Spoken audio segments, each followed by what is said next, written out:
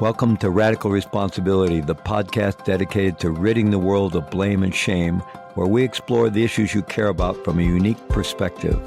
100% ownership for each and every circumstance we face in life, day in and day out. Hi, welcome to the Radical Responsibility Podcast. This is Fleet Mall, your host, and today I'm having a conversation with the internationally renowned Andrew Weil, one of the original holistic physicians, probably the biggest name in holistic medicine, integrative medicine, who's been working to transform the world of medicine since the 1970s, at least, if not sooner. Educated at Harvard University, he's now based at the University of Arizona, and we had a profound conversation about the current state of medicine and how we can transform that, and the role of some of the newest technologies in that. So give it a listen. Andrew Weil, MD, one of a kind. So let's begin with your background and journey into holistic and integrative medicine, as well as your early experiences with psychedelics. I understand that you first experienced mescaline quite early on in the psychedelic era of the 60s. Yes, it was actually in 1960, so that was some time ago. And my first three books, which you did not mention, were about drugs and consciousness, starting with The Natural Mind that was published in 1972. You asked first about my interest in integrative medicine and healing. I think these go way back to childhood. I have a lifelong interest in plants, something I got from my mother, which she got from her mother, that led me to be a botany major as an undergraduate at Harvard. And I came under the mentorship of Richard Schultes, who was the director of the Harvard Botanical Museum and one of the great explorers of the Amazon, and had a great interest in psychedelic plants. And that started me on a career interest in medicinal plants, which I have used a lot in my own practice. I also was fascinated as long as I can remember with mind-body interactions. Eventually that led me to study hypnosis and learn about other mind-body therapies, which I find tremendously useful. I got very disillusioned with medicine. As I learned it, I saw it do too much harm, and I really learned nothing about how to keep people healthy. So I dropped out of medicine. I traveled around the world for a number of years, looked at healers, shamans, alternative practitioners, and gradually put together my own system, which I first called natural and preventive medicine, and then came to call integrative medicine. My interest in mind-altering substances also, I think, goes way back. I read a newspaper article about mescaline, I think in 1959, right before I entered college. It was about supposedly the death of a college student from mescaline. And as I read it, I knew I wanted to take it. So I found out a way to get some from a chemical company. And I tried it a number of times in the early 1960s. Had variable experiences, but one very powerful one that made me aware that there was more out there than I was learning in my academic studies. And, since that time, in my travels, I've worked with a lot of shamans who used psychedelic plants. I've tried most of the major psychedelics, and I also knew really all the principles in this movement, from Albert Hofmann, mentioned Richard Schultes, Alfred and Leary, Sasha Shulgin. These were all friends and people that I knew quite well. Wow, that's quite a journey. My journey with psychedelics began in 1966, which seemed like it was early on, but there'd already been a lot going on. And you must have also been aware of all the clinical research that went on before it was all suppressed and before these drugs were made Schedule 1. Yes, some of the very early research was with terminal cancer patients at Spring Grove Hospital in Maryland, with very positive results. That a guided session, this was particularly with LSD that was being used, allow patients to come to terms with approaching death. They need less pain medication, to be comfortable with families. Very, very positive results. Alfred and Leary conducted a study with prisoners at the Concord State Reformatory in Massachusetts, also with very positive results, with lowered recidivism rates and so forth. So all this was exciting, but as you know, that all came to a very sudden end in the mid-1960s, culminating with the Federal Controlled Substances Act in 1970. Yeah, absolutely. And I'm very aware of that study that was done with prisoners. I've been very involved in prison work and criminal justice work for a long time. And back then, from what I've read, there were many people, or at least some people, were saying that the psychedelic-assisted therapies of some kind or medicine is really the future of psychiatry. And they were saying that back in the late 50s and early 60s, before this was all suppressed. Yeah, Stan Grof was one of the major ones, another friend of mine. And I have to say, and I think you will agree, that psychiatry as it's now practiced is really bankrupt. It has come to rely entirely on medications, which are just not very good. They don't work. And I think the results that can be obtained with psychedelic-assisted therapy are much better. Well, I'm going to ask you a very specific question about that and dig into that a little bit. But first, I'd like to explore something else. So, and this could, from your very early experiences, your personal experiences with psychedelics going forward, that one of the most profound experiences that many of us have and report through psychedelics is the realization that our entire world is animate, that the rocks and the trees, the earth, that what we may have previously considered inanimate, like we're a being in this large space with lots of objects, inanimate things, that we realize that there's nothing inanimate, and the same energy that's flowing through us is flowing through everything in the world. And we're part of this alive, energetic matrix with the same spirit energy that enlivens all of us.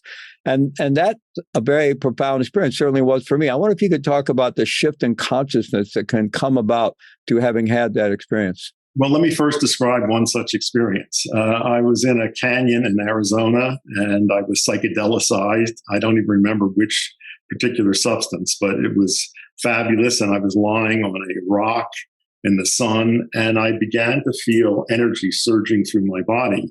And I saw it as a kind of multicolored corpuscular flow. And it was in everything. But I then began to see that it was also in the rock that I was lying on, and the plants and the trees, in everything. And I had the feeling that this was self-aware, this energy. And my sense is that this is the fundamental energy of the universe and its consciousness. So I've always since then felt that consciousness is primary. It's not a product of brain biochemistry or electrical activity. In fact, I think consciousness organizes matter into more complex forms, including the brain. This idea is now called panpsychism, and it's been anathema to materialistic scientists. But I'm happy to say it's gaining traction in the world today, and people are taking it seriously. To me, that makes everything much more interesting. Well, absolutely. And I think, it certainly dovetails with some of the deep science and quantum physics and things like that. And, this idea that the consciousness is somehow just an epiphenomenon of the brain. And, when we die, the lights go out and that's it, is based on kind of deterministic reductionist science. And in the world over, human beings have been pointing to a very, very different experience that we can actually experience personally. And I love what you said. Not only is there this matrix of energy and light moving through everything, including the rocks, and I've had that experience as well, but that energy is actually self-aware.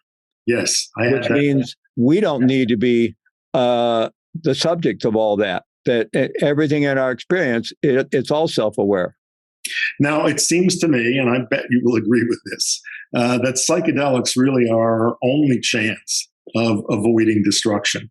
We are on a march to destruction as a species, and I have a feeling that psychedelics are the only thing out there that might save us, because the more people that have this kind of experience and come to see that they are connected with nature and with everything in this fundamental way, that's going to change behavior. And it will take a transformation of consciousness and behavior to get us off of this course that we're on. Well, there's no doubt that we need a transformation in consciousness. And there's the famous Albert Einstein quote that you can't solve the problems with the same mind or consciousness that created them. And there was a lot of enthusiasm back in the 60s that if we could just get all the powerful people to take some LSD, the world would change. It didn't quite work out that way. But today, in doing the research for this summit, I've been very humbled and impressed and inspired that, all this time since the suppression of the 60s and 70s, a lot of people have kept going and new generations have come in. And there's many, many, many nonprofits and organizations and people really trying to do it right this time. And I think there's a possibility of, and with psychedelic-assisted therapy seem to be one of the real door openers, but there is a much better possibility for transformation now, because I think there's really thoughtful people wanting to do it right this time. And there's a tremendous momentum toward making these substances available.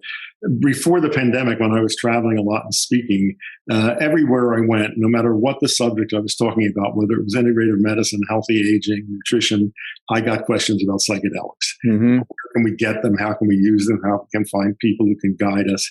The interest in this is overwhelming. And you see this in mainstream publications. Vogue magazine had a cover story on mushrooms not that long ago. Town and Country, of all places, had an article titled, "Why is everyone smoking toad venom?" Characters in TV series are microdosing. I mean, it's out there. It's becoming mainstream in the culture. It really is. And people often referencing this as a psychedelic renaissance. And, there are risks, and maybe we'll talk about some of those. And we really want to do it right and not create the kind of backlash that perhaps happened in the 60s, because there's a lot of stuff kind of going on underground. And there's always a risk of inflation and different things when people get involved in this and take roles in guiding others in this. But in terms of psychedelic-assisted therapy in particular, so today on day 4 of the summit, we're focused on therapeutic approaches and dosing and protocols for safe delivery of psychedelic-assisted therapies. And I'd like to explore other daily themes with you as well, especially preparation and integration and different therapeutic applications and so forth.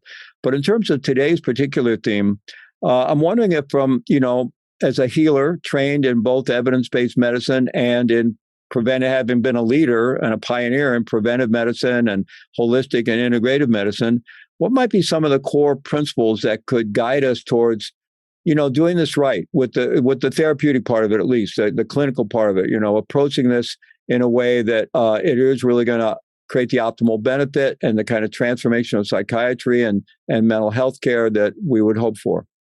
Well, the first challenge is that people in this field have to realize that the experience, what we call the psychedelic experience, is a product not just of the drug, but also of set and setting, of expectation and environment. Mm-hmm. And it is absolutely critical to arrange set and setting in ways that maximize the positive potential of the substance. So that requires well-trained guides. The therapists have to be themselves experienced in these substances to know how to do this in the right way. And I'm very happy to see that there are institutions now that are beginning to train people in this field. Our center at the University of Arizona is developing an academic course for health professionals in psychedelic medicine. That will be available soon. But that's a first challenge that I see out there. The second, of course, is to get these things out of Schedule 1. As long as they're there, they're not available for therapeutic use. That has to happen sooner or later. Well, one of the issues also, in order to create, the safe protocols around this, so the clinical trials, there is ketamine-assisted therapy out there being done in clinics and by private practitioners. But in terms of MDMA moving off Schedule 1, hopefully psilocybin following that. But currently, while the clinical trials are being done, the process is incredibly expensive. Yep. You have MDs and licensed psychologists and therapists involved in a big team and done in specialized settings. And so the question of, how do we bring this to scale in a proper way and train people well enough, and also realizing, kind of building in the humility, because a lot of these psychedelic medicines, not only do they, kind of shift our reality and consciousness in many different ways, but they can lead to being very empathic and open-hearted and really facilitate connecting with each other. And, for any of us who are involved as guides or therapists, we, to whatever extent we have or haven't done with all our shadow stuff, it's something, it can easily go awry with issues of transference and countertransference if people aren't really well trained. And so, I'm just curious about how, as we begin to bring this to scale, I think Rick Doblin said we're going to have to train 10,000 therapists or something like that. So it seems kind of daunting to do this right. Well, it has gone awry in the past, as you know, and there are many examples, which have not worked out well. So I guess this just comes down to being careful selection of people for this training, and then ensuring that people are monitored and that the training is really good. So I hope it works that way. I think there's the potential here is tremendous, and it just takes care and thought. Well, and there are good programs being developed, training programs. Certainly the MAPS training. I'm glad that your institute is developing a training. CIIS, California Institute of Integral Studies, and Naropa University, and others. And Naropa, there are, which is my alma mater. So I'm very happy that they're doing that. I'd like to circle back though to the field of psychiatry and its evolution. So it wasn't terribly long ago that mental illness might have been considered a character defect or a curse or a moral issue, and then we kind of moved into the era where it was seen as an issue of brain chemistry, an imbalance in brain chemistry. And I remember even in my early training back in the 70s, I always thought, it kind of seems like a chicken or the egg thing. How do you know that the symptomology was created by the brain chemistry? How do you know the brain chemistry wasn't created by the something else that's causing us to feel depressed or anxious or whatever it is? And so, but, that's where psychiatry went with all these SSRIs and many other types of drugs and medication to adjust people's brain chemistry, and then having to do that on a maintenance basis. And I'll let you talk about how well or not well these drugs work, but it looks like we're possibly making a shift with the assistance of psychedelic medicines to, instead of treating the brain chemistry, to actually treating the underlying traumas that produce these mental challenges to begin with. Well, I hope that is happening. It is desperately needed. The word psychiatry comes from Greek, and it means soul doctoring. I mean, what a wonderful concept.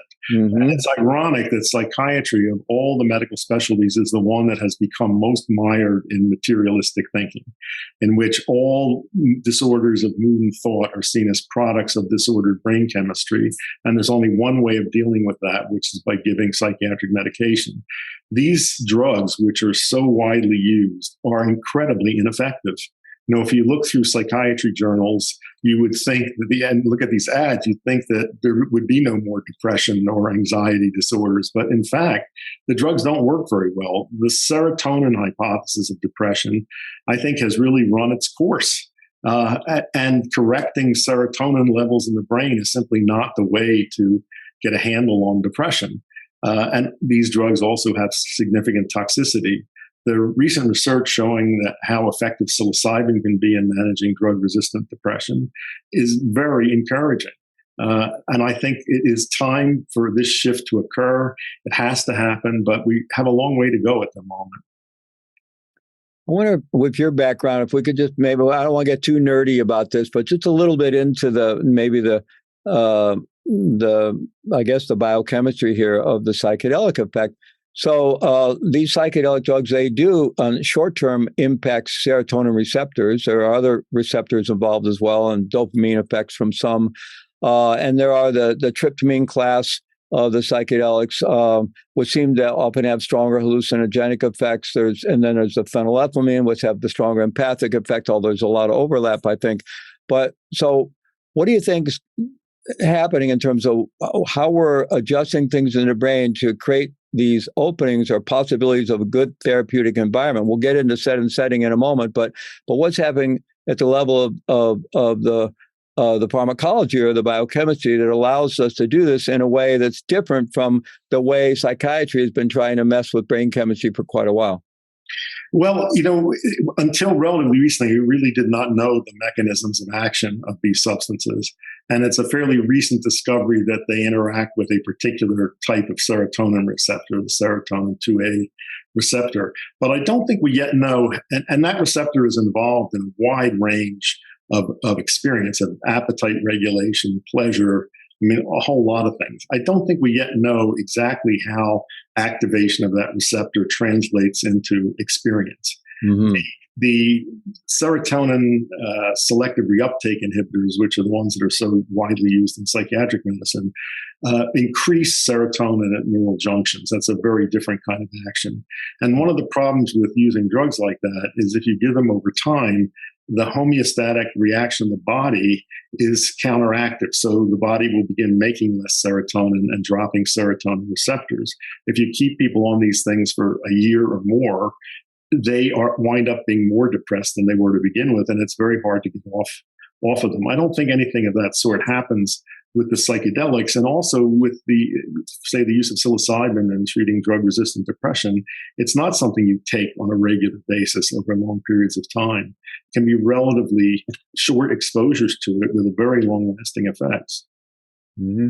There has been some talk about, there's the world of microdosing, and I don't think we have very good research on it yet. And it ranges from people who are microdosing and integrating that with other spiritual practices to kind of explore mind, and and then there is some idea that following doing a larger dose, macro dose, if you will, in psychotherapy, psychedelic-assisted psychotherapy for, let's say, depression or something, and there are some of the clinical trials have shown all those remarkable effects and remarkable long-lasting effects. Still, eventually, many relapsed with depression. I think the early psilocybin studies in the UK and so forth. So there's some thought that maybe microdosing could extend the benefit, and then you would be kind of maintaining something with a microdose of. And there's probably not a lot of research on that, but I'm just curious about your thoughts about that. There's not. I really have no answer for that. I don't know enough about it. Mm-hmm. But I have a question for you.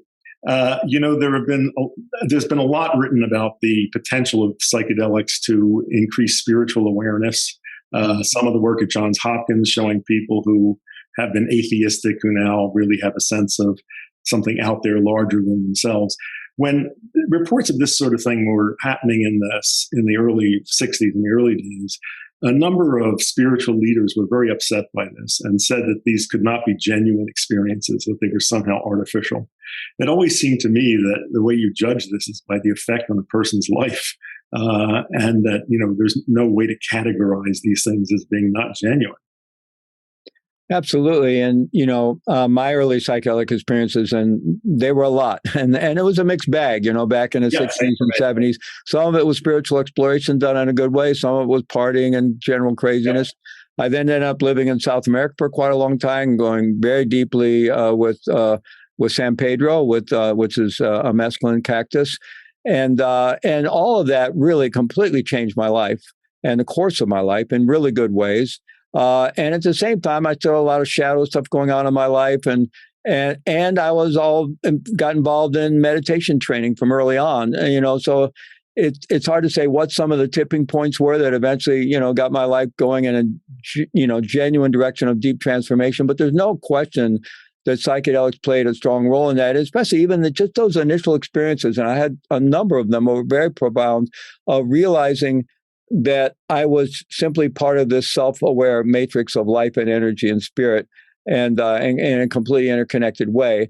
And I guess they didn't have that in a completely powerful enough way not to still get pulled into some of my shadow stuff as my life went on, but it still changed everything. I could never believe the same things I'd been told growing up about reality. I could never believe those things again. So, I think maybe it's the interface of psychedelic experiences that people who are not suffering with forms of mental illness explore for some reason, and then finding some way to integrate that with a path, as well as the people going through various forms of therapy, finding some way to integrate their path. And that kind of will bring up a question that I'd have for you. And this is really exploring the whole notion. You've referenced set and setting several times, and we've known for a long time that set and setting can be really largely determinant of a psychedelic experience. And someone can have not experience much at all on a very powerful psychedelic, or have mind-blowing experiences, have very positive experiences, or have what's called a bad trip. And it has a lot to do with set and setting. So I wonder if we could explore that, but also just the whole notion of good preparation and then follow-up integration, both in the short term and the long term, and maybe thinking about that from the perspective of integrative medicine. Well, let me give you one example from the early days. And this is from probably my freshman year at Harvard, so 1959, 1960. Few people had even heard of any of these substances. Mm-hmm. And I knew one case, this was a party, where somebody dosed people with LSD without their knowledge, and the people had no expectations. And when they felt the drug working on them, their interpretation of it was that they were getting food poisoning. I mean, really interesting. They had no significant psychological experience. So I am a great believer in the power of set and setting to mold pharmacology. And it's therefore incumbent on people doing this kind of therapy to arrange circumstances to get the maximum positive potential. And all I can tell you is that just takes great sensitivity and training. And what about the integration part? People may have experience. I've watched a lot of the films of the clinical trials, and some people may have these kind of being blasted out kind of into sort of outer space beyond kind of ego experiences, profound connectedness and so forth. And others are dealing with a lot of trauma and shadow stuff coming up, but they appear to be able to witness it from a different place and come through the sections and reflect back on them with a lot of insight and courage rather than being re-traumatized. So the experiences can be all over the map, but it seems like the lasting benefits are going to have to do with some process of integration, of how they integrate this into their life and how it becomes a platform for then dealing with, some of the undealt with stuff. We all have our underlying traumas and our shadow things that we haven't dealt with in life. So how can this be a springboard into really, from an integrative medicine perspective, deepening our health and well-being, or from a spiritual perspective, really evolving and doing that deeper work? Well, I think that is the challenge. I can tell you that my own experiences really helped me form my ideas about health and healing in medicine. For one thing, they convinced me that what's inside my head and what's outside my head are connected in a very powerful way, and that it's possible to change things outside by changing things inside. And I think that, for me, has enormous significance in dealing with physical illness. And I've seen again and again that people can change, especially chronic illness. And so to me, that is a tremendous possibility. I'm a little disappointed to see that most of the therapeutic interest in psychedelics today is focused on mental emotional disorders, because I think there's tremendous potential for physical medicine as well. That a single psychedelic experience can give a person the real experience that they can live without some chronic discomfort that they've been living with. And even to have a moment of seeing that can motivate them to find ways to make that last longer. Did I read about you, or maybe I read this somewhere else, dealing with some kind of chronic pain or back pain or something, and having the experience of being without it, and beyond the experience, you weren't free of it, but then you realized you could be free of it if you did the work? Yeah, it had to do with, I was learning yoga when I was 28, and there was one posture that I could not master, the plow, where you lie on your back and try to touch your feet behind your head. I could get my toes about a foot from the floor and had excruciating pain in my neck, and no matter how much I practiced that, I couldn't do it. So I was on the point of giving up. I just thought I was too old and stiff. And then one day I took LSD with some friends. It was a beautiful spring day. I felt terrific and flexible. I thought, gee, well, I'm feeling this way, I ought to try it. And I was lowering my feet. I thought I had a foot to go, and they touched the ground. I couldn't believe it. There was no pain. It was remarkable. The next day I tried to do it again, and I could get them to a foot from the ground, and I had horrible pain in my neck. But now I knew it was possible. And before that, I did not believe it was possible. If I had not had that experience, I would have given up. And I think, to me, that's a model for what these can do. They can show you possibilities. They may not tell you how to maintain those possibilities, but they can motivate you to find ways to maintain them. So, continuing along those lines, now there is a lot of work being done to help prepare people for end of life, and that work was going on back in the 60s early on with Stan Grothman and others as well. But now there's work being done, I think, with ketamine, also with psilocybin, and I guess helping ease fear of death and anxiety around that for people. But how might you imagine it being used in medicine with people who are suffering from chronic illnesses or forms of cancer or chronic pain or even some kind of dementia? I suppose once these things come off Schedule 1, physicians could begin exploring different ways to work with them beneficially, not only for these mental and emotional challenges, but also for physical ones as well. Yeah, I'd love to see that. A short while ago, the head of palliative care at the University of Arizona came to me, and she said it just killed her that psychedelics were not available for her to use in end-of-life care because of her own experiences with them. She knew how valuable they could be. So I really hope that they become therapeutically available. In the early work that was done at Spring Grove Hospital, the method was to have several sessions of therapy to prepare a person for the experience, then have the experience, and then have follow-up sessions to integrate it. And a very high percentage of people who did this needed less pain medication. They were comfortable with the idea of approaching death, able to be with their families comfortably for the first time. I mean, those are tremendous results. I think in terms of physical medicine, I would pick, cancer is a tough one. I wouldn't start there. I would start with things like autoimmunity and allergy and chronic pain, where I think there's a very high chance of changing the actual course of the physical disease. Something like fibromyalgia, which seems to impact Absolutely. A lot of people, these kind of immune disorders that create a lot of chronic pain for people. Absolutely. I mean, we know that how much the immune system is influenced by mental state. And this can give you a very dramatic experience of interpreting what's going on in your body in a different way. Mm-hmm. Well, we've kind of been exploring this a little bit already, but maybe you could speak to some of your hopes or even your kind of blue sky vision for psychedelic-assisted therapy, and then how that might fit into the overall landscape of integrative medicine, which hopefully is the direction medicine will be going in. Absolutely. By the way, we have a program called Integrative Medicine in Residency, which is a 200-hour curriculum embedded in residency training. It's been accepted by 100 residencies in the U.S., and one of them is in psychiatry. So we are beginning to train psychiatrists in an integrative model. And there's enormous interest in using psychedelics and getting training for it. So I do see this happening. As I said, the first challenge, we got to get these out of Schedule 1. So that's going to take an act of Congress, and that requires enough public pressure on legislators to make that change. Then we have to have these training protocols in place, and there have to be guidelines. Are there people who shouldn't take psychedelics? What about people who have had psychotic experience, for example, or have very severe trauma in the past? How do you prepare them for that? We need guidelines of that sort. And we're not there yet. I think it's coming. But they're going to be available. People want them to be available. The therapists want to be able to use them.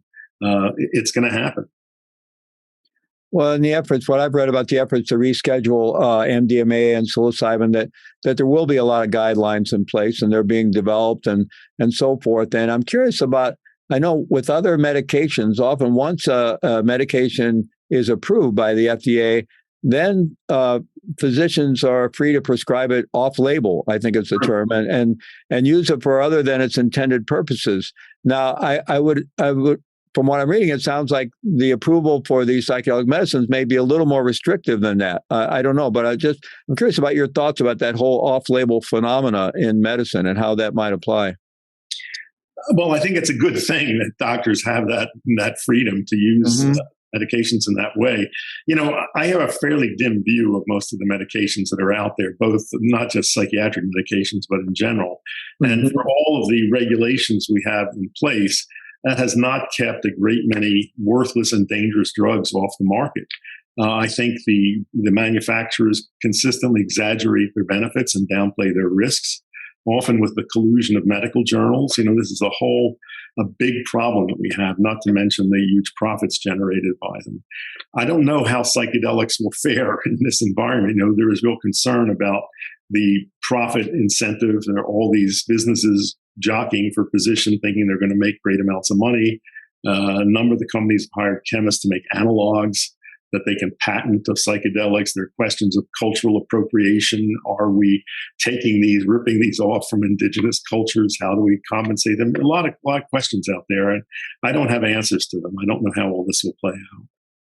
Yeah, there are a lot of complex questions, and I do think we need to approach this all really, really thoughtfully and really respectfully. And I wonder if it resonates. I'm kind of circling back to day one of the summit, where we try to set the context of honoring the origins of psychedelic medicines with indigenous people. And, some came out of the laboratory, but many were plant medicines coming from that indigenous people have been using for millennia. And of course, there's some people that even think some of the major religions began with entheogens. That's highly speculative, but some people think so.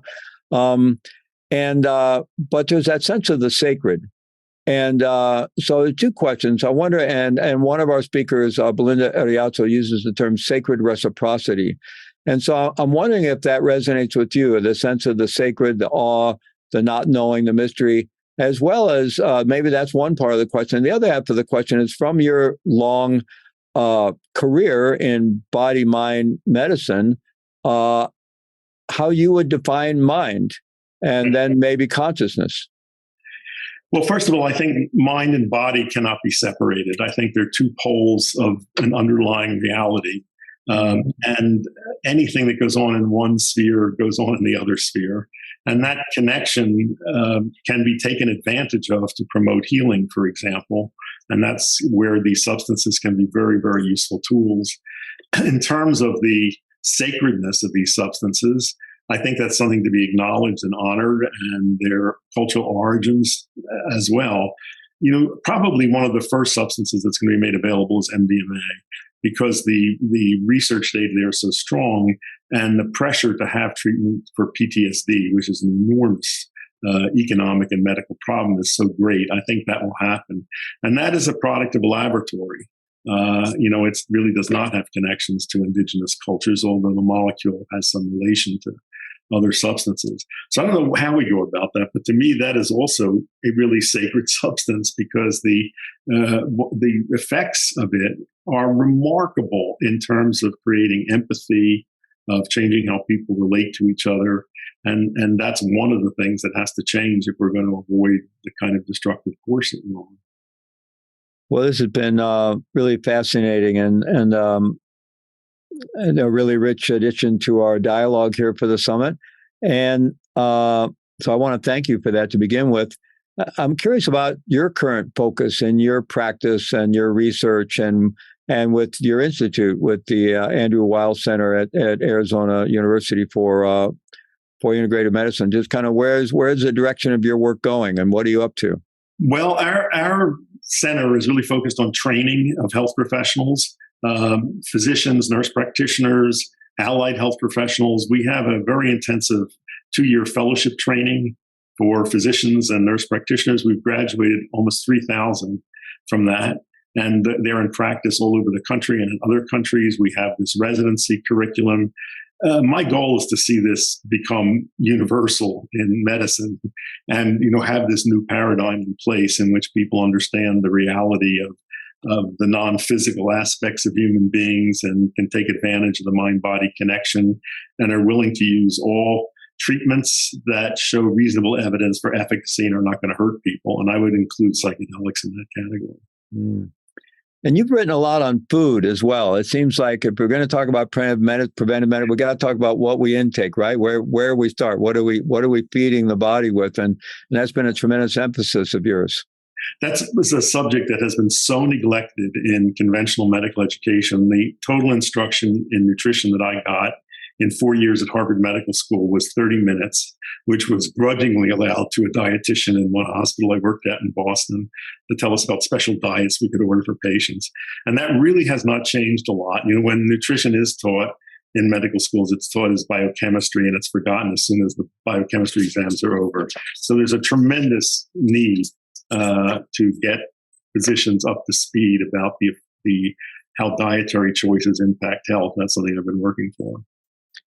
That kind of points to a risk, maybe with psychedelic-assisted therapy, that in trying to bring healing to people suffering from severe depression, anxiety disorders, addictions, and so forth, that this is seen as kind of a magic pill. Again, another kind of reductionist medical approach. And we don't also do everything we could do for that person to help them change their diet and change their lifestyle and do all the other things that would contribute to them being able to reclaim their lives and live a healthy, rewarding life. Just give them the psychedelic-assisted therapy and send them back to their life without any training in how to live a good life and how to take care of yourself. That would seem to be a real loss. Yeah, and that's the essence of really the integrative philosophy, is that these are complex methods that look at all aspects of lifestyle. Also, one of the mistakes made in the early days, because I think the people who understood psychedelic experience from their own experience knew how these worked and the importance of set and setting. And then other people who did not know that looked at them as magic bullets and tried to reproduce the results and didn't get them. And that conflict of evidence in the literature is one thing that turned people away from their use. Yeah, for sure. And I had a medical appointment recently, my annual wellness visit, and bless her heart, my physician, I was asking her about doing some deeper blood work and wanting to really, kind of see what was going on in my body in a much deeper level. And she was like really questioning me. And I was talking about, checking for testosterone levels and, mercury levels and other things and going into some deeper scan stuff. And she was like, well, I practice evidence-based medicine. And she got a little upset with me. But it is a challenging kind of wall around that world. In my view, the evidence-based medicine movement in its most extreme forms is exactly analogous to religious fundamentalism. It's scientific fundamentalism. In some institutions, you cannot give a lecture if you don't submit in advance your remarks and have them vetted by the evidence-based medicine committee, which looks to see if you can reference them in journals approved by the evidence-based medicine committee. I mean, that's thought policing. Not good. What I have always taught is I'd like to see people use a sliding scale of evidence that works like this. The greater the potential of a treatment to cause harm, the stricter the standards of evidence it should be held to for efficacy. That makes a lot of sense. That definitely makes a lot of sense. Well, thank you so much for everything you've shared with us today, Dr. Weil, and for all your brilliant work over all these years, incredible contributions to the direction we all hope to go in with preventive medicine and integrative medicine, and the tremendous promise of these psychedelic-assisted therapies. So thank you so much. I enjoyed it and look forward to talking to you again. Thank you.